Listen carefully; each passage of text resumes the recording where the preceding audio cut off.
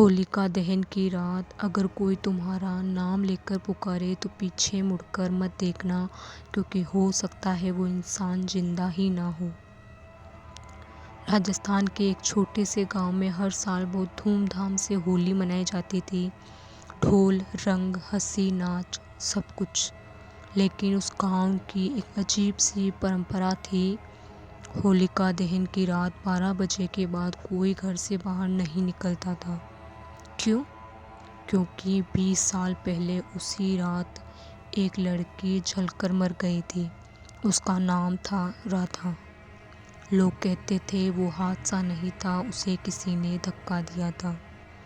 होलिका दहन की रात इस बार गांव में नया परिवार आया था। उनकी बेटी मीरा बहुत हंसमुख थी। उससे इन पुरानी बातों पर विश्वास नहीं था। गांव वालों ने उसे चेतावनी दी, 12 बजे के बाद बाहर मत निकलना। मीरा हंस पड़ी। भूत वूत कुछ नहीं होता। रात के 12 बजे होलिका की आग धीरे धीरे बुझ रही थी। सब अपने अपने घर चले गए। 12 बजे मीरा को अपने नाम की आवाज़ सुनाई दी, मीरा। वो खिड़की के पास गई। बाहर कोई खड़ा था। पूरा शरीर लाल रंग से ढका हुआ, चेहरा पहचान में नहीं आ रहा था। आओ होली खेले। मीरा ने सोचा कोई दोस्त मजाक कर रहा होगा। वो बाहर चली गई। जैसे ही वो उस लड़की के पास पहुंची, हवा अचानक ठंडी हो गई। उस लड़की के हाथ में पिचकारी नहीं, जलता हुआ लकड़ी का टुकड़ा था। मीरा ने डरकर पूछा, तुम कौन हो? वो धीरे धीरे मुस्कुराई और बोली, मैं वही हूँ जिसे होली की आग में जला दिया गया था। मीरा का दिल जोर से धड़कने लगा। राधा? उसका चेहरा पिघलने लगा, लाल रंग बहकर राख बन गया।